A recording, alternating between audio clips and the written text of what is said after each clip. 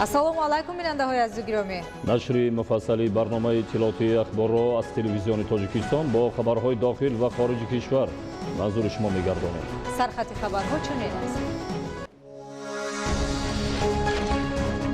риояи қоидаҳои гигиенаи шахсӣ ва ҷамъиятӣ мусоидат ба пешгирӣ аз бемории сироятӣ. ҳатмӣ намудани иҷрои талаботҳои беҳдоштӣ ва зидди эпидемикӣ, махсусан истифодаи антисептик, истифодаи ниқоби тиббӣ, ғайр аз ин нигоҳ доштани фосилаи байни ҳамдигарӣ албатта яке аз унсурҳои камхарҷ ва осони пешгирии бемориҳои сироятӣ мебошад. идомаи тадбирҳои тарғиботӣ ва корҳои безараргардонӣ барои пешгирӣ аз бемориҳои сироятӣ дар шаҳру ноҳияҳои мамлакат. ба истиқболи ҷашни сисолагии истиқлоли давлатии ҷумҳурии Тоҷикистон дар шаҳри Форғ иншооти гуногун таъйинот бунёду навсозӣ карда мешавад. иқлими мувофиқ ва истифода аз таҷрибаи пешқадам дар ноҳияи Шаҳристон ба картошкапарварӣ таваҷҷӯҳи махсус зоҳир дода мешавад. табобат ва шифои оҷили бемориҳо бидуни дору ва моддаҳои кимиёвӣ. гармчашмаи Тандиқул воқеъ дар ноҳияи Лағш ба қабули мизоҷон оғоз намуд. шарҳи ин ва дигар хабарҳо. ба таъкиди мутахассисони соҳаи тиб, ҳолатҳои нави сироятёбӣ дар мамлакат шакли нави бемории COVID-19 аст ки аз пештара бо суръати паҳншавӣ ва шадидият фарқ менамояд. дар айни ҳол вазорати тандурустӣ ва ҳифзи иҷтимоии аҳолии ҷумҳурии Тоҷикистон барои муайян кардани шакли нави вирус бо озмоишгоҳи вирусологии созмони умумии ҷаҳонии тандурустӣ ки дар шаҳри Лондон фаъолият дорад ҳамкорӣ менамояд. зулфия раҳимзода маълумоти бештар медиҳад. авзои ҷомеаи ҷаҳон нишон дода истодааст ки сирояти COVID-19 дар соли 2021 шаклашро тағйир дода таъсиррасонии худро шадидтар гардондааст. мутахассисони соҳаи тибби ҷаҳон ба он назаранд ки аломатҳои шакли нави вирус ҳамон аломатҳои COVID-19 ки дар соли 2019 ба қайд гирифта шуд ҳамонанд, вале таъсиррасонӣ ба организми инсон бо шадидияти 6 маротиба зиёдтар ба қайд гирифта мешавад. бо дар назардошти вазъияти ба амал омада дар аксар давлатҳои ҷаҳон ва расман эълон кардани ҳолатҳои сироятёбӣ дар ҷумҳурии Тоҷикистон, вазорати тандурустӣ ва ҳифзи иҷтимоии аҳолӣ мардуми мамлакатро ҳушдор медиҳад ки барои ҳифзи солимии худ ва ҷомеа масъулиятнок бошанд. айни ҳол тафовутро дар байни ҳодисаҳое ки дар соли 2020 буданд ва ҳодисаҳое ки айни замон дар беморхона яъне бистарӣ гарида истодаанд ва ин тафовутро дида истодаанд ки дар ҳақиқат фарқ байни суръати тағйирёбӣ ҳолати саломатии шахси сироятёфта фарқ карда истодааст ва метавонад ки дар як муддати кӯтоҳ нишонаҳо яъне ки пайдо шаванд ва авҷ бигиранд ва худи ҳолати бемор низ шадид шавад. дар доираи ҳамкориҳо барои ташхиси дурусту амиқ ва муайянсозии шакли вирус намунаи ҳолатҳои мусбии ташхиси беморон бояд ба озмоишгоҳи ташкилоти умумии ҷаҳонии тандурустӣ равона карда шавад. рӯзҳои наздик намунаҳои тасдиқшуда ва аз озмоишгоҳҳои кишвар ҷамъовардашударо барои боз ҳам дақиқтар муайян намудан ва гузарондани таҳқиқи амиқи вирусологӣ ҷиҳати муайян намудани худи штаммҳои вируси гардишкунанда ба яке аз озмоишгоҳҳои боварибахши созмони умумии ҷаҳонии тандурустӣ ки дар шаҳри Лондони Британияи Кабир қарор дорад мефиристад ва чун боре ки ирсол карда мешавад он талаб мекунад ки хусусияти бехатарӣ бояд таъмин карда шавад, яъне чораҳои бехатарӣ ҳангоми интиқоли ин гуна борҳо ва аз ин лиҳоз айни ҳол ҳуҷҷатгузории интиқоли бор ба анҷом расидааст. вобаста ба сифати ин намунаҳо дар кадом ҳолат нигоҳ дошта шудаанд онро боз дар ҳарорати ниҳоят поин аз сифр бояд нигоҳ дошт кунем то ба ҷои лозимӣ, яъне ки то ба озмоишгоҳ рафта расад. аз он ки дар Тоҷикистон аз нав бемории коронавирус ба қайд гирифта шуд, эҳтиёткории ҳар як нафар зарур аст.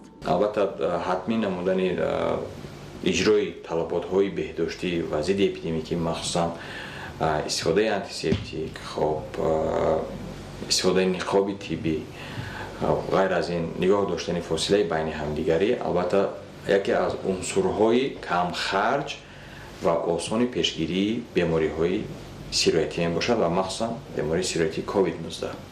аз баски вируси COVID-19 бо суръат паҳн гардида инсонҳоро хеле зуд сироят менамояд, истифодаи ниқоби муҳофизатӣ, худдорӣ намудан аз ҷойҳои серодам ва амалӣ намудани тадбирҳои беҳдоштӣ бояд қатъӣ риоя карда шаванд. Зульфия Раҳимзода, Аҳлиддини Карим, Убайдуллои Сайвалӣ, Ахбор.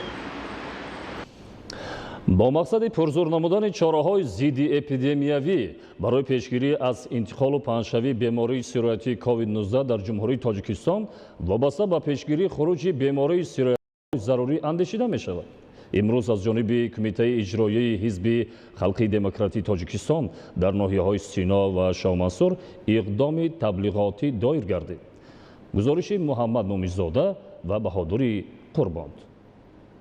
طبق دستور سپارش‌های شهرداری در 4 ناحیه پایتخت گروه‌های کاری تأسیس یافتند که آنها در جای‌های جمعیتی و مکان‌های سیرآدم به خاطر پیشگیری از بیماری سیرویاتی با ساکنان و مهمانان شهر کارهای فرماندهی می‌برند. امروز با تشبث کمیته اجرایی حزب خلقی دموکراتی تاجیکستان در ناحیه سینو در جای‌های سیرآدم، کوچه و محله‌ها کارهای فرماندهی دایر نموده زیاده از 800 عدد نقاب محافظتی و ورقه اطلاعاتی به ساکنان رایگان تقدیم نمودند. از جانب گروه‌های تأسیس گردیده حزب خلقی دموکراتی تاجیکستان در ناحیه سینو در محله قزاقان و کوچه و خیابان‌ها با ساکنان ملاقات و صحبت‌ها دایر نمودند. در اساس سپارش‌های رئیس شهر دوشنبه محترم رستم امامعلی و ستاد شهری عاید به پیشگیری از انتقال و پهنشوی بیماری سیرویاتی کرونا ویروس کووید-19 در پایتخت مملکت کارهای فهماندهی جهت امین ماندن ساکنان از این بیماری پرزور می‌گردد.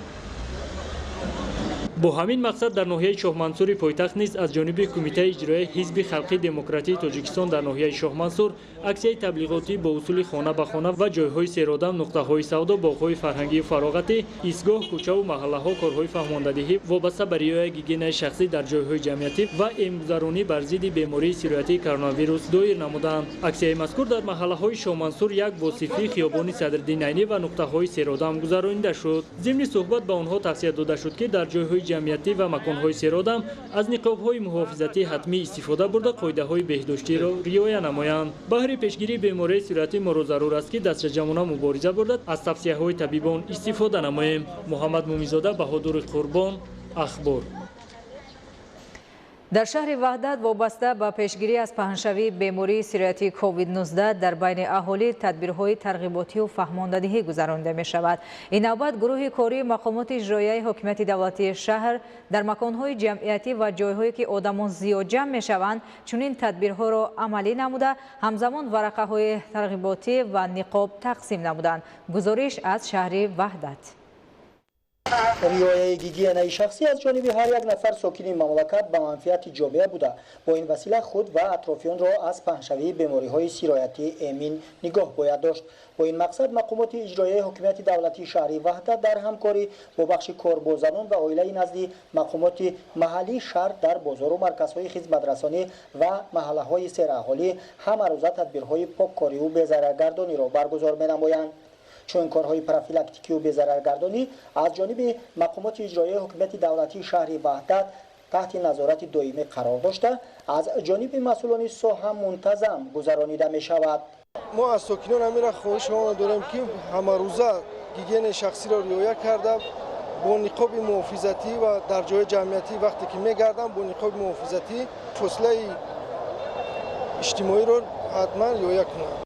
هدف از دایر و برگزار نمودن چنین تدبیرهای بی‌ضررگردانی پیش از همه پیشگیری از پهنشوی همه گونه بیماری‌های سیرویاتی معنی داد می‌گردد. با اقدام بخش کاربازان و عائله نزدی مقامات اجرایی حکومت دولتی شهر وحدت در برابر دایر نمودن تدبیرهای بی‌ضررگردانی همچنین به ساکنان عاید بر رعایت حتمی گیگین شخصی از جمله در جایهای جمعیتی گرفتن فاصله و پوشیدن نقاب‌های محافظتی توصیه‌های سودمند داده شد. راه اندازی چنین کارهای پروفیلاکتیکی و بی‌ضررگردانی را کارشناسان عملی سریع‌وقتی و تازه‌کاری ارزیابی نموده ابراز داشتند که رعایت گیگین شخصی وظیفه اولین درجه هر ساکن مملکت محسوب می‌یابد. محمد علی عبدالکریم شکرالله نورالله از شهر وحدت برای برنامه اطلاعاتی اخبار. در جماعت در ناحیه کشانیان با مقصد پیشگیری از پهنشوی بیماری سیرویاتی کووید-19 کارهای بی‌ضررگردانی انجام داده می شود. در این تدبیر کارمندان مرکز نظارت دولتی سانیتاری و اپیدمیولوژی اشتراک نموده در برابر پاشیدن محلول‌های گیپوکلوریدی ناتری ҳамзамон дар байни мардум корҳои фаҳмондадиҳӣ мегузаронанд. гузориши абдурозиқи азиз аз ноҳияи кушониён. корҳои безараргардонӣ ва пешгирӣ аз ҳар гуна бемориҳои сироятӣ тибқи дастуру супоришҳои аъзоёни гурӯҳи ситоди вилоятӣ оид ба пешгирӣ аз паҳншавии ҳар гуна вирусҳо дар ноҳияи кушониён баргузор карда шуд. ҳамин гуна тасмимҳои поккорӣ бо ҷалби мутахассисон ва истифода аз таҷҳизоти махсус дар кӯчаву гулгаштҳои ноҳияи кушониён, манзилҳои истиқоматии сокинон, маконҳои истироҳату фароғат ва назди дукону мағозаҳо ба сомо расонида шуд.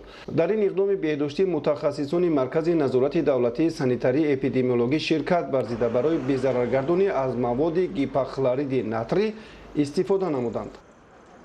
мо як гурӯҳи корӣ ташкил намуда оиди тақсим намудани ниқоб ба шаҳрвандоне ки бе ниқоб гашту гузор менамоянд, корҳои безараргардонӣ дар байни халқ, корҳои оммафаҳмонӣ, тақсимоти буклету брошюро ташкил карда шудем ва дар хонаҳои истиқоматӣ чуноне ки дар ҷойҳои ҷамъиятӣ ки одамон зиёданд, корҳои безараргардонӣ гузаронда аз қабили нақлиётҳои мусофиркаш ки ба шаҳр самти вохтар мусофир мекашонанд, корҳои безараргардонӣ шуда нисбати шаҳрвандоне ки бениқоб ҳастанд, ниқобҳои яккаратта тақсим карда дода шуд. тасмими безараргардонӣ дар заминаи нақшачорабиниҳои ситоди вилоятӣ бо назардошти пешгирӣ аз паҳншавии чунин маризиҳои хавфнок ба саломатии инсон дар ҳама шаҳру ноҳияҳои вилояти хатлон роҳандозӣ карда мешавад.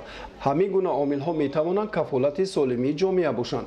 ситоди вилоятӣ ба таври мунтазам аз вазъи эпидемиологӣ ва пешгирии паҳншавии бемориҳои гузаранда чораандешӣ карда ин масъаларо таҳти назорати ҷиддӣ қарор доданд. дар ноҳияи кушониён роҷеъ ба вазъи эпидемиологӣ таваҷҷӯҳи хос зоҳир мегардад. ба шаҳрвандон аз ҳисоби дорувориҳои зарурӣ ва ниқобҳои ба таври кӯмак ворид гардида ба нафарони бениқоб таъмин карда шуд. дар асоси ситоди ҷумҳуриявӣ ва ситоди вилоятӣ оид ба пешгирии коронавирус дар мақомоти иҷроии ҳукумати давлатии ноҳияи кушониён ситоди доимавалкунанда фаъолият карда истодааст ки ҳама рӯза аз тарафи гурӯҳҳои корӣ корбарӣ рафта истодааст. инчунин бо усули хона ба хона корҳои фаҳмондадӣ, тақсимоти ниқобҳо, тақсимоти брошюркаҳо дар тамоми ташкилот корхонаҳо рафта истодааст. гурӯҳи корӣ бо сокинони ноҳияи кушониён ҳамин гуна корҳои тарғиботиву ташвиқотиро ҷиҳати пешгирии ҳар гуна бемориҳо зиёд намуда таъкид менамоянд ки дар кӯчаву хиёбонҳо истифода аз воситаҳои нақлиёт ҳатман аз ниқоб истифода баранд. табибон риоя нагардидани қоидаҳои санитарии гигиениро боиси дубора паҳншавии ҳамин беморӣ арзёбӣ мекунанд. зимни санҷиши гурӯҳи корӣ маълум гардид ки сокинон қоидаҳои беҳдоштиро хуб риоя намекунанд. дар кӯчаҳо бе ниқоби тиббӣ гаштугузор мекунанд ки ин албатта оқубати нохуш ба бор меорад. ситоди вилоятӣ дар минбаъда низ ҳамин гуна тадбирҳои беҳдоштиро ба сомо расонида дар ҳифзи сиҳатии мардум заминаи мусоид фароҳам меоранд. абдурозиқи азиз, убайдуллои қодир, ноҳияи кушониён, ахбор. дар ноҳияи восеъ бо ҷалби мутахассисони соҳа барои пешгирӣ аз паҳншавии бемории сироятии COVID-19 дар байни аҳолӣ корҳои тарғиботию фаҳмондадиҳӣ гузаронида мешавад. ин навбат тадбири мазкур бо иштироки фаъоли ҷавонон дар бозору марказҳои савдо ва кӯчаю маҳаллаҳои ҷамоати шаҳраки ҳулбук ташкил карда шуд ва ба сокинон дар баробари варақаҳои иттилоотӣ ниқобҳои муҳофизати тиббӣ низ тақсим карда шуд. гузориш дар ин хусус. дар ноҳияи восеъ бо мақсади пешгирӣ аз хуруҷи бемориҳои сироятӣ ва риояи қоидаҳои беҳдоштӣ бо ибтикори мақомоти иҷроии ҳукумати давлатӣ асоби мутахассисони соҳа ва ҷавонони фаъол дар миёни аҳолӣ корҳои тарғиботӣ ба роҳ монда шудааст. бо ҷалби васеъи аъзоёни маҳфили пайравони пешвои миллати назди бахши кор бо ҷавонон варзиши ноҳияи восеъ ва ҷалби аъзоёни намояндагии ташкилоти ҷамъиятии ҷавонон созандагони ватан дар назди кумитаи иҷроии ҳизби халқи демократии тоҷикистон дар ноҳияи восеъ дар байни мардум корҳои оммафаҳмонӣ ва тақсим намудани варақаҳои иттилоотӣ ҷиҳати пешгирӣ намудан аз бемориҳои сироятӣ аз ҷумла бемории коронавирус COVID-19 ба рох монда шуд. аз тарафи мутахассисони сохтори кӯмаки аввалияти тиббию санитарии ноҳия аз ҷумла маркази ташаккули тарзи ҳаёти солим ва маркази назорати давлатии санитарию эпидемиологӣ ин навбат чунин корҳои фаҳмондадиҳӣ дар кӯчаву маҳаллаҳои ҷамоати шаҳраки ҳулбук, бозори марказӣ, терминали мусофиркашонӣ ва дигар нуқтаҳое ки гаштугузори сокинон бештар аст гузаронида шуд. кормандони маркази назорати давлатии санитарии эпидемиологияи ноҳияи восеъ тибқи нашаи чорабинӣ оиди пешгирии бемориҳои коронавирус COVID-19 дар байни шаҳрвандон корҳои оммафаҳмонӣ гузаронида истодааст. аз шаҳрвандон хоҳиш карда мешавад ки ба қоидаҳои гигиенаи шахсӣ در جای جمعیتی رعایت نمایند. در عکس‌های ترغیباتی در برابر ورقه‌های اطلاعاتی همزمان به ساکنان نقاب‌های طبی نیز دسترس کرده شد. در این اکسیه زیاده از 1500 دانه ورقه‌ها و 500 دانه بروشورها اوید پیشگیری بیماری کرونا ویروس در بین اهالی تقسیم کرده شدند. با وجود انجام دادن چنین تدبیر هنوز هم اکثر شهروندان نسبت به قاعده‌های بهداشتی از جمله استفاده نقاب و رعایت فاصله اجتماعی در بازار و نقطه‌های سودا و دیگر جایهای جمعیتی بی‌اعتنایی ظاهر می‌کنند. از این رو هر یک فرد را لازم است که نسبت به حفظ سلامتی خود و اطرافیان مسئولیت جدی احساس نماید. از جانب دیگر رهبریت بازار، ترمینال‌های مسافرکشانی و رانندگان واسطه‌های نقلیات مسافرکشانی را ضرور است که اوید به این مسئله شخصا نظارت را قطعی به راه مانند. در جماعت دهاتی به نام حیدر عثمانوفی ناحیه باباجان غفورов با دستگیری مقامات اجرایی حاکمیت دولتی ناحیه و سهمگذاری صاحبکاران و اهالی خانه نوی سلامتی با لایحه زمانوی ساخته مورد استفاده قرار داده شد. بنیاد خانه نوی سلامتی امکان می‌دهد که خدمترسانی طبی به 5000 اهالی ده بهتر شود. گزارش محمود احمدزاده و دلشاد یوسفی. خانه نوی سلامتی در جماعت دهاتی به نام حیدر عثمانوفی ناحیه باباجان غفورov با مساعدت مقامات اجرایی حاکمیت دولتی ناحیه، سهم صاحبکاران و اهالی با در نظرگیری ضرورت اهالی ده به خدمترسانی معاصر طبی ساخته شده از حجره معاینه، تشخیص، حجره سوزنداروگذرانی، ختنه کودکان مشورت دهی و دیگر خدمترسانی ضروری عبارت میباشد که با طرح و لایحه زمانوی در مهلت کوتاه با سطح و صفت بلند ساخته شده است. بنا از یک آشیانه و اتاقهای کاری به 8 نفر پزشکان و همشیره‌های طب عائلوی عبارت بوده در مرکز دهات جای موافق در زمینه سابق بنای خانه سلامتی بنیاد گردیده است که در ساختمان انشاءات طبی صاحبکاران و اهالی جماعت دهات سهمگذاری نمودند. در برابر بنیاد خانه نوی سلامتی با مساعدت مقامات دولتی از طرف شبکه کمک اولیه طبی سانیتری، حجره‌های معاینه، تشخیص، ختنه کودکان و عموما هر اتاق علاهیده با میز و کرسی، کت‌ها، لوازمات کاری نو و طبیبان، داروواری و محلول‌های بی‌ضررگردانی تامین کرده شده. بنابر خصوصیت خوب گیاهشفایی در ساحه طب، گوشه گیاهدرمانی نیز تشکیل کرده شده است. خانه سلامتی قریب به 5000 اهالی خدمت رسانی می‌کند. پیشتر خانه سلامتی از حسابی که بسیار سال‌های دورندراز استفاده برده می‌شد، کهنه فرسوده بود. برای همین اهالی همین دیه خودشون در دوام یک ماه با طوری تیزی منخ خانه سلامتی حاضر زمانی پور جوابگوی مطابق استانداردهایی که به همین تندرستی موافق است ساخته به استفاده دادند. ضمن افتتاح خانه نوی سلامتی نمایندگان مقامات اجرایی حاکمیت دولتی ناحیه، مسئولین شبکه کمک اولیه طبی سانیتری تاکید داشتند که بخشیده به جشن 30 سالگی استقلالیت دولتی جمهوری تاجیکستان در حدود ناحیه تنها در ساحه طب تعمیر و نوسازی 110 انشاءات به راه مانده شده. در این دوره 6 بنگاه نوی طبی، 8 بنای علاوگی در دهات ساخته شدند و با سهمگذاری اهالی دهه انجام دادن ساختمان خانه نوی سلامتی در جماعت دهاتی به نام حیدر عثمانوف ادامه تدبیرهای بنیاد و دسترسی همگان و خدمترسانی خوب طبی می باشد. در این برابر همزمان در این دهه با مبلغ گذاری بودجه دولتی سهم اهالی راه داخل محله در مسافه 1 کیلومتر منفرش اساسی کرده شد که در رفت و آمد به ممانعت نقلیات و اهالی و آبادی دهات مساعدت میکند. صاحبکاران محلی خواجگان یک اقدامی نیه گرفتند که در یک روپروی مکتب تحصیلات رقمی 26 خانه سلامتی نو را بنیاد کنند. در دوام 44 روزی کاری همین بنا بنیاد یافت و امروز یکی از بناهای نو شد و ما این اقدام را دوام میدیم و برای آبادی دیار ما با کوشش و غیرت‌های زیاد میکنیم. حالا باز در جماعت دهات زرزمین ناحیه باباجان غفورov ساختمان بنای نو دوآشیانه مرکز سلامتی با شرایط و طلبات زمان معاصر ادامه داشته در اینجا آینده خدمترسانی متمرکز خوب طبی به اهالی دهه فراهم می‌گردد. در شفت بنای شبکه کمک اولیه طبی سانیتری ناحیه با ساختمان بنای علاوگی دوآشیانه ادامه دارد که عین زمان کارهای ساختمانی در انشاءات طبی ادامه داشته تا جشن 30 سالگی استقلالیت دولتی جمهوری تاجیکستان مورد استفاده قرار داده می شود. بیننده های گرامی، برنامه اخبار را ادامه می‌دهیم. در شهر خاروغ اقدام های آبادانی به استقبال جشن 30 سالگی استقلال دولتی جمهوری تاجیکستان ادامه داشته. انشاءات به نقشه گرفته شده مرحله به مرحله مورد استفاده قرار داده می شود. این همه آبادانی ها امکان فراهم می آورد که سطح کار و خدمت رسانی بلند داشته شده ساکنان با جای کار مناسب تأمین گردند. گزارش از شهر خاروغ.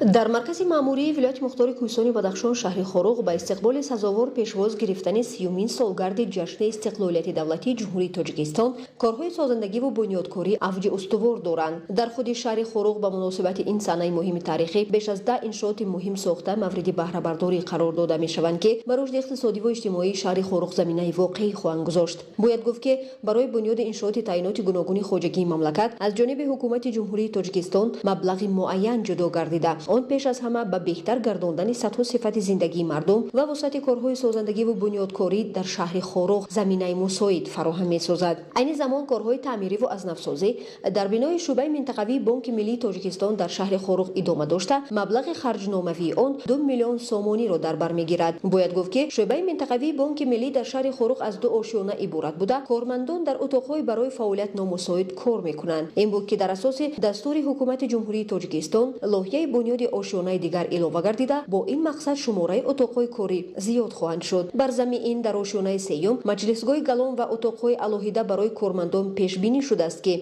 با تعمیر و ازنفسازی این بنا فعالیت بانکداری نیز به مراتب بهتر خواهد گردید. کارهای تعمیری را کارمندان جمعیت دارای مسئولیتش محدود تعمیر که از شهر دوشنبه و ناحیه‌های تابع مرکز به کارهای تعمیر و ازنفسازی بند میباشند به عهده دارند. بنای بانک ملی تاجیکستان را کارهای ساختمان رفته شده است. ساختمانچون باشند به اندازه‌کنی مشغولند. کوشش میکنیم که به کارها را زودتر بتوان رسانید. دوران صاحب استقلالی کشور برای حل و فصل مسائل حیاتاً مهم مرکز ولایت مختار کوهستان بدخشان شهر خروغ شرایط مساعد فراهم آورد. در زمینه همکاری‌های سودمند مقامات اجرایی حکومت دولتی شهر با شریکان رشد یکی از وزنین‌ترین مشکلات شهر تأمینات با آب آشامیدنی نیز حل مثبت خود را پیدا خواهد نمود. در عرفه جشن مبارک 30مین سالگرد استقلالیت وطن با مبلغ گذاری شریکان رشد برای 1000 نفر اهالی خط نو انتقال آب بنیاد می‌گردد. حالا در این پروژه کارها با مرام جریان گرفته. چاه عمودی در نزد مکتب رقم 5 و از اینجا به محله برکت در مسافت 1 کیلومتر خط نو انتقال این نعمت بی‌بها بنیاد خواهد شد. کارهای ساختمانی را در این پروژه جمعیت دارای مسئولیتش محدود بدخشان اینترنشنال پیش برده. تعداد 20 نفر ساختمانچیان در کارهای بنیادی بند میباشند. ساکنان محله برکت چندین سال باز از آب نوشاکی تنقیصی کشیدند و با مبلغ گذاری شریکان همکار مشکلات این محله بررسی می‌گردد. برای بنیاد نمودن خط آبگذر بیش از 2 میلیون سومانی مبلغ جدا کرده شده است. اطمینان می‌رود که در روزهای نزدیک کارهای ساختمانی به اتمام رسیده ساکنان محله برکت با آب آشامیدنی تامین خواهند گردید. باید قید نمود که این تحفه خوب به باشندگان محله در پیشروی تجلیل جشن 30مین سالگرد استقلالیت جمهوری تاجیکستان خواهد بود. تاج‌نسای فیض‌الله بک، مبارک شاه رستم برای برنامه اخبار از شهر خروغ. در ناحیه رشت به استقبال جشن 30 سالگی استقلال دولتی جمهوری تاجیکستان ساختمان 370 انشاءات پیش بینی شده است. از این شماره دوامی سالهای 2018-2020 زیاده از 220 انشاءات تعیینات گوناگون مورد بهره برداری قرار داده شده. در انشاءات باقی مانده کارهای ساختمانی ادامه دارد. گزارش دیگولی محمود از ناحیه رشت. با استقبال جشن 30 سالگی استقلال دولتی جمهوری تاجیکستان در ناحیه رشت طبق نقشه چاره‌بینی‌ها بنیاد بیش از 370 انشاءات تعیینات گوناگون خواجگی خلق از حساب همه سرچشمه‌های مبلغ‌گذاری پیش بینی شده بود. با انجام کارهای ساختمانی دوام سالهای 2018-2020 و 5 ماه سال جاری زیاده از 266 انشاءات خواجگی خلق در حدود جماعت‌های شهرک و دهات به استفاده داده شدند که بیشتری آن را بنای مؤسسه‌های تعلیمی، میدانچه‌ها و تالارهای ورزشی، تعمیر و برقرارسازی و آبادانی راه و کوچه‌ها، خط آب نوشاکی، چاه‌های عمودی، بنای مرکزهای سودا، مهمانخانه، حمام، کارخانه‌های خرد استحصالی، مرکزهای سلامتی و دیگر انشاءات حیاتاً مهم را تشکیل می‌دهد. تعمیر و برقرارسازی بنای بیمارخانه سرایتی در محله فرودگاه سال جاری آغاز گردیده بود. بناکاران تا همین دوره سال جاری کارهای ساختمان اساسی را پوره انجام داده.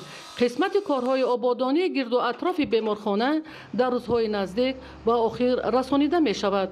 ساختمان بازار سیاریان در محله سریپول جماعت شهرک غرب از حساب صاحبکاران وطنی در عرفه جشن 30 سالگی استقلال دولتی جمهوری تاجیکستان با تمام شرایط‌های ضروری به استفاده داده می شوند. бозор дар шафати шоҳраҳи мошингарди байналмилалӣ бунёд шуда истодааст. ин аст ки бо бунёди бозору меҳмонхона ҳамзамон нуқтаи фурӯши сӯзишворӣ, таъмири техника ва дигар нуқтаҳои хизматрасонӣ ба фаъолият шурӯъ карданд. зеро солҳои охир бо зиёд шудани аҳолии кӯҳистон талабот ба чунин иншооти замонавӣ ва молҳои ниёзи мардум афзуда истодааст. аз ҳама муҳим ба истифода додани бозори замонавӣ дар ноҳияи Рашт шароит фароҳам меорад, то садҳо нафар шаҳрвандон соҳиби ҷойи корӣ шаванд. корҳои сохтмонӣ дар 104 иншооти боқимонда аз рӯи нақша ҷараён дошта, бинокорон ҷиддуҷаҳд доранд то корҳои боқимондаро дар муҳлати пешбинишуда ба анҷом расонанд. идигули маҳмуд, додарҷони мирзозода, барои барномаи ахбор аз ноҳияи Рашт. барои бемушкилӣ паси сар намудани давраи тирамоҳу зимистони солҳои 2021-2022 дар ноҳияи Мир Саид Али Ҳамадонӣ зеристгоҳҳои барқӣ таъмиру навсозӣ карда мешаванд. гузориши Ҳикматуллоҳ Ҳусейнзода аз ноҳияи Мир Саид Али Ҳамадонӣ. кормандони шабакаҳои барқи ноҳияи Ҳамадонӣ ба давраи тирамоҳу зимистони солҳои 2020-2021 ҳаматарафа омодагӣ мегиранд. айни замон мутахассисон талош доранд ки хатҳои интиқоли барро аз навдаи дарахтон тоза намуда, симчӯбҳои корношоямро, иваз ва истгоҳҳои барқиро омода кунанд. айни замон аз ҷониби шабакаҳои барқи ноҳияи Ҳамадонӣ ба зиёда аз 22 000 муштарӣ хизмат расонида мешавад. дар марказ ва деҳоти ноҳия ба масофаи 4-5 километр хатҳои барқӣ иваз намудааст ки ба ҷои симчӯбҳои фарсудаи чӯбин симчӯбҳои оҳану бетонӣ иваз намудем. инчунин зиёда аз 3 тонн равғанҳои трансформаториро иваз намудем. айни ҳол зиёда аз 50 нафар кормандони соҳа барои тайёрӣ ба давраи тирамоҳу зимистони солҳои 2021 солҳои 2022 омодагии худро дида истоданд. кормандони шабакаҳои барқи ноҳияи Ҳамадонӣ вилояти Хатнон мақсад доранд ки дар асоси нақша чорабиниҳо корҳои омодагиро ба давраи тирамоҳу зимистон ба анҷом расонида муштариёнро дар фасли зимистон бо қувваи барқ таъмин кунанд. ҳикматуллоҳ Ҳусейнзода аз ноҳияи Мир Саид Али Ҳамадонӣ барои барномаи ахбор.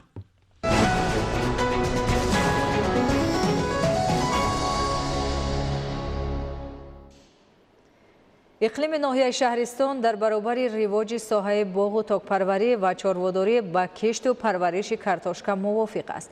аз ин рӯ кишоварзони ҳамаи шаклҳои хоҷагидорӣ кӯшиш ба харҷ медиҳанд ки майдони кишти картошка ва ҳосилнокиро тавассути ба гардиши кишоварзӣ ворид намудани заминҳои бекорхобида ва лалмӣ зиёд намуда дар таъмини бозори истеъмолӣ саҳмгузор бошанд. идомаи мавзӯъ дар гузориши Мазбут Бобозода аз ноҳияи Шаҳристон. дар соли бузургдошти ҷашни мукаррами миллат 30-солагии истиқлолияти давлатии ҷумҳурии Тоҷикистон кишоварзони ҳамаи шаклҳои хоҷагидории ноҳияи Шаҳристони вилояти Суғ азми дар майдони 2100 гектар картошки тухмишинониданро дурнамо интихоб карда ҷиҳати барҳам задани воридот аз хориҷи мамлакат хидмати 70 000 тоннагӣ ба истилоҳнони дуюм барпо созанд. аз ин шумора 1420 гектар кишти картошка дар мазраъаҳои кооперативҳои сесолаи тиҷоратӣ ва хоҷагиҳои деҳқонии инфиродию оилавӣ و 680 گهتری دیگر در قطعه‌های نزدیک‌حوالگی ساکنان جماعت‌های دهات شهرستان و بونجیکات کشت کرده شده است. امروز کشاورزان با همت خواجگی‌های کارتاشکا پروری ناحیه طبق طلبات قاعده‌های پیشرفته آگروتکنیکی مسئولیت عالمان و متخصصان ساحه زراعتکاری و پند پیران کار ساحه و کلندی آذوقه‌دهی، آبیاری سری‌وقتی و نیز نابود گرداندن حشرات ضرررسان مشغول هستند. بنابر گرم و خشک آمدن فصل تابستان امساله دهقانان کوشش به خرج داده ایستادند که کشتزار را بیشتر شاداب گردانند. در این بابت مسئولین و متخصصان مقامات اجرایی حاکمیت دولتی ناحیه در همبستگی با متخصصان ریاست کشاورزی ستاد دائمی تشکیل داده حالت آبیاری 1420 گکتار کارتاشکزار را زیر نظارت دائمی قرار دادند. طوری از مشاهده ها برمی‌آید پرورش و نشونامای کارتاشک از جهت اکولوژی تازه در خواجگی تخم پروری و زراعتکاری پایگاه سعودیان فیلیال اکادمی علم‌های کشاورزی جمهوری تاجیکستان در ناحیه شهرستان به طور گسترده راه‌اندازی کرده شده است. 30 گیتار زمین کاشتکو کوریدیم. ما اینجا با ما ناهایی که پیکاسو کوریدیم. بابانا استسول 5 تن تخم ناو زیرای دام آوردیم از بلاروسیا. دولتی بلاروسیا وارد سالیا و زمین رو کشتگیم. ما کوشش کرده استادیم که حاصلناکی رشکر هر گیتار 300 در خواجگی تخم پروری زراعتکاری پایگاه سعودیان فیلیال اکادمی علم‌های کشاورزی جمهوری تاجیکستان در ناحیه شهرستان 164 گیتار میدان موجود بوده.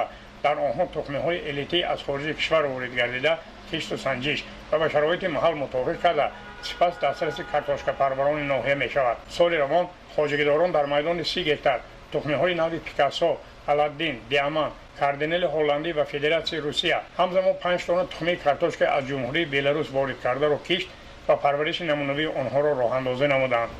از نشونما و گلکنی میدان کارتوشکا عیان است که در سال جشن 30 سالگی استقلالیت دولتی جمهوری تاجیکستان کارتوشکا پروران زحمت پیشه حاصلناکی هر گیتار میدان را از 300 تا 350 سنت نیره میرسانند. مزبوط بابازاده از ناحیه شهرستان برای برنامه اخبار. идомаи барномаи ахбор пешниҳоди грантҳои президентӣ ва қарзҳои имтиёзноку дарозмуҳлат ба занон имкон фароҳам оварда аст ки ин қишри ҷомеа дар баробари мардон ба фаъолияти соҳибкорӣ машғул шаванд.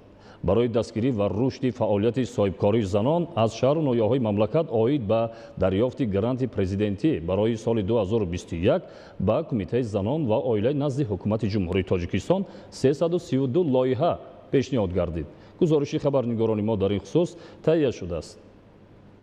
бо мақсади рушди соҳибкорӣ аз ҳисоби занон гранти президентӣ ташкил карда шуда занон бо маблағ ва қарзҳои имтиёзнок таъмин карда мешаванд. ҷиҳати дастгирӣ ва рушди фаъолияти соҳибкории занон аз шаҳру ноҳияҳои мамлакат 332 лоиҳа барои дарёфти гранти президентӣ барои соли 2021 ба кумитаи занон ва оилаи назди ҳукумати ҷумҳурии тоҷикистон пешниҳод гардида буд. 80 лоиҳа бо гранти президентӣ муносиб дониста шуданд. 80 лоиҳаи мақсаднок, яъне ки 80 лоиҳае ки ба талаботи озмуни гранти президенти ҷумҳурии тоҷикистон ҷавобгӯ буданд ва бо дар назар дошти шароиту имкониятҳои ин он минтақа мавриди дастгирӣ ба маблағи 2 миллион сомонӣ мавриди дастгирӣ қарор гирифт. ҳадаф аз таъсиси грантҳои президенти ҷумҳурии тоҷикистон ва дигар имтиёзҳое ки барои фаъолияти соҳибкории занону бонувон, барои рушди фаъолияти соҳибкории занону бонувон ва ба ин васила баланд бардоштани сатҳи иқтисодии оилаҳо, баланд бардошта шудани мақому мартабаи занону бонувон дар ҷомеа, дар оила ва худро ҳамчун як шахси мавқеи муайян дошта дар ҷомеа муаррифӣ кардани занону бонувон як заминаи мусоид, як заминаи хуберо фароҳам меорад. ҳамчунин 18 нафар дорои имкониятҳои маҳдуди ҷисмонӣ соҳиби гранти президентӣ шуданд. ҷудо кардани грант барои занон рушди самараноки фаъолияти соҳибкории хурд буда бо ин васила сатҳи зиндагӣ ва имкониятҳои шуғл инкишоф хоҳад ёфт. чӣ қадар хурсанд шудам ва ман саъю кӯшиш менамоям ки дар оянда барои ҷавонон, барои ҳунарманд гардидани онҳо саҳми худро гузошта тавонам ва пеш аз ҳама ман миннатдории худро ба ҷаноби олӣ пешвои миллат асосгузори сулҳу ваҳдат муҳтарам эмомалӣ раҳмон мерасонам ки барои мо занон меҳрубониҳои зиёд қадарона менамоянд ки мо барои зиндагии хуб шоиста гузарондан ҳама чӣ барои мо муҳайё гаштааст. гранти президентӣ ҷиҳати васеъ намудани фаъолият ва дастгирии бонувоне ки ба соҳибкорӣ машғул мешаванд ҳар сол як маротиба пешниҳод мегардад. ин имконият фароҳам меорад ки бонувон ба соҳибкории хурд машғул шуда дар таъсиси ҷойҳои нави корӣ ва афзоиш додани истеҳсоли маҳсулот саҳм гузоранд. дар ҷамомат вобаста ба мавзӯъҳои қонунгузории тоҷикистон оид ба масъалаи зан дар ҷомеа, рушди соҳибкорӣ дар байни занон ва имтиёзҳои давлатӣ оид ба рушди соҳибкории занон ва муносибати тоҷикистон ба давлатҳои хориҷӣ дар мавриди ба соҳибкорӣ ҷалб намудани занон мавриди баррасӣ қарор дода шуданд. табобат ва шифои оҷили бемориҳои фишорбаландӣ, сутунмуҳра, бемориҳои занона, асаб ва ғайра бидуни дору ва моддаҳои кимиёвӣ бо истифода аз обҳои табиӣ чашмаҳои шифобахш дар Тоҷикистон имконпазир аст. Гармчашмаи Тандиқул ки дар ноҳияи Лахш ҷойгир аст 95 дараҷа гармӣ дошта, хусусиятҳои табиии он барои шифобахшии бемориҳои гуногун собит шудааст. дар мавсими имсола шумораи зиёди шаҳрвандон барои табобати бемориҳои илтиҳоби гурда, меъда ва рӯда аз ин чашма истифода намуданд. гузориши хабарнигорони мо дар ин хусус таҳия шудааст. обу ҳавои тоза, чашмаҳои соф ва табиати нотакрори ноҳияи Лахш қалби ҳазорон нафар сайёҳони хориҷиро тасхир кардааст. дар ҳудуди ноҳияи Лахш дар масофаи 25 километр дуртар аз маркази ноҳия мавзеи табобатии Тандиқул ҷойгир аст ки бо оби шифобахшаш дар ҷумҳурӣ ва берун аз он машҳур аст. гармчашмаи тандиқул ё худ ҳабзи сӯзон барои бемориҳои ҷигар, пӯст, асаб, тарбод ва дигар касалиҳо давобахш мебошад. Дар гармчашма барои табобати бемориҳои зиёд бо усули табиӣ аз оби худҷорӣ тамоми шароиту имконият фароҳам оварда шудааст. Тибқи иттилоъ оби гармчашмаи мазкур барои бемориҳои занона махсусан безурётӣ давобахш мебошад. ҳамасола ҷиҳати фароҳам овардани шароити беҳтари табобату истироҳат ба корафтодагон дар гармчашма тадбирҳои муҳим амалӣ карда мешавад. оби гармчашма аз замин хуруҷ карда 95 дараҷа ҳарорат дорад. мавзеи тандиқул зебову дилфиреб буда дар макони зебое ҷойгир аст ки диққати ҳазорҳо сайёҳони хориҷиву дохилиро ба худ ҷалб менамояд. мувофиқи иттилои масъулон танҳо соли 2019 ба мавзеи табобатии тандиқул баҳри истифода аз гармчашмаи сӯзон беш аз 1700 нафар ташриф оварданд ки аз ин шумора 130 нафарашон аз хориҷи кишвар мебошанд. ҳамасола шумораи нафароне ки ба ин ҷо меоянд рӯ ба афзоиш дорад. табобат дар гармчашмаи тандиқул бидуни маводи доруворӣ сурат гирифта оби табиии он ба бисёр бемориҳо аз ҷумла фишорбаландӣ, узвҳои такягоҳӣ ва ҳаракат, занона, асаб, меъдаю рӯда, узвҳои нафаскашӣ ва ғайра фоиданок мебошад. мавзеи табобатии тандиқулро меҳмонону сокинон танҳо дар мавсими гармо метавонанд истифода намоянд, чунки гармчашмаи тандиқул дар байни кӯҳҳои осмонбӯс ҷойгир буда дар фасли зимистон истифода намудан аз он ғайриимкон аст. бояд гуфт ки ноҳияи лахш дорои имкониятҳои зиёди сайёҳӣ махсусан туризми экологӣ ва кӯҳию варзишӣ мебошад. иқлими хушбоду ҳавои форам, табиати дилфиреб ва манзараҳои зебою дилкаш имконият медиҳад ки соҳаи сайёҳӣ дар ноҳия рушду тараққӣ дода шавад. нуриддини қурбон, баҳриддини исмоилиддин, фирӯзи мусо аз ноҳияи лахш барои барномаи ахбор. давоми солҳои соҳиби истиқлолӣ мақому мавқеи ҷавонон дар ҷомеа ба маротиб баланд гардида ҷалби бештари онҳо ба корҳои ҷамъиятиву идоракунӣ бештар гардид. бо ин мақсад кумитаи меъморӣ ва сохтмони назди ҳукумати ҷумҳурии тоҷикистон дар якҷоягӣ бо кумитаи кор бо ҷавонон ва варзиши назди ҳукумати ҷумҳурии тоҷикистон ҳамоишеро таҳти унвони ҷавонон ва нақши онҳо дар дастовардҳои 30 соли истиқлоли давлатӣ ташкил ва баргузор намуд ки ҳамкорони мо аз ҷараёни он гузориш омода карданд. ҷавонон ояндаи миллатанд. маҳз таваҷҷӯҳу ғамхориҳои пайвастаи роҳбарияти олии мамлакат ба ҷавонон аст ки дар замони соҳибистиқлолӣ нақши ин қишри фаъоли ҷамъият зина ба зина боло рафта, ҳамасола нақши онҳо дар пешрафти ҷомеа баръало эҳсос мешавад. ин нуқта зикр шуд дар ҳамоише ки бо ташаббуси кумитаи меъморӣ ва сохтмон дар ҳамкорӣ бо кумитаи кор бо ҷавонон ва варзиши назди ҳукумати ҷумҳурии тоҷикистон оид ба нақши фаъоли ҷавонон дар ҷомеа ва дастовардҳои 30-солагии истиқлоли давлатӣ ташкил ва баргузор гардид. соҳаи меъморӣ ва шаҳрсозӣ бо дастуру ҳидоятҳои асосгузори сулҳу ваҳдати миллӣ пешвои маъзаи миллат президенти ҷумҳурии тоҷикистон муҳтарам эмомалӣ раҳмон рӯз ба рӯз рушд ёфта истодааст. аз ҷумла метавон гуфт ки дар доираи ҳамкориҳои кумита бо вазорати сохтмон ва хоҷагии манзилию коммуналии федератсияи Россия дар оғози соли равон 5 нафар мутахассисони соҳа барои такмил додани дониши соҳавиашон ба шаҳрҳои Москва, Санкт-Петербург ва дигар шаҳрҳои Федератсияи Россия ба таҳсил фиристода шуданд. инчунин дар корхонаву ташкилотҳои системаи кумита озмоишгоҳҳои соҳавӣ ва курсҳои бозомӯзӣ барои ҷавонон ташкил карда шудааст ки дар он метавонанд ҷавонон дониши худро такмил диҳанд. аксарияти аҳолии тоҷикистонро ҷавонон ташкил медиҳанд ки онҳо давомдиҳандаи кору фаъолияти насли калонсолон, нерӯи созанда ва иқтидори воқеии пешрафти ҷомеа, хулоса ояндаи миллат ва давлат мебошанд. вобаста ба музаффариятҳои ҷавонони бонангу номус ва ватандӯсти мамлакат иштирокчиён маърузаву суханронӣ карданд.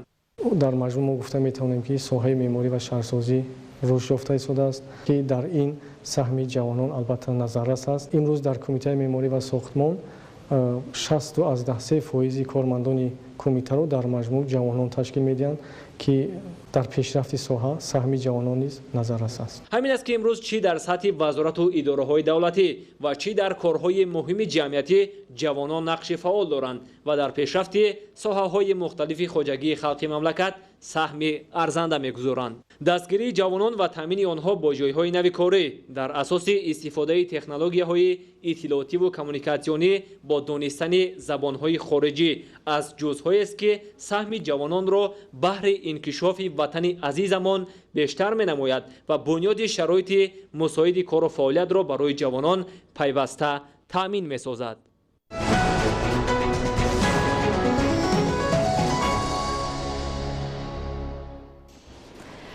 бинандаҳои гиромӣ, чунин буданд хабаргузоришҳои барои ин соат омода шуда. ба шумо зиндагии ободу осаиштаро таманно дорем. бо барномаҳои телевизионии Тоҷикистон бимонед. саломат бошед.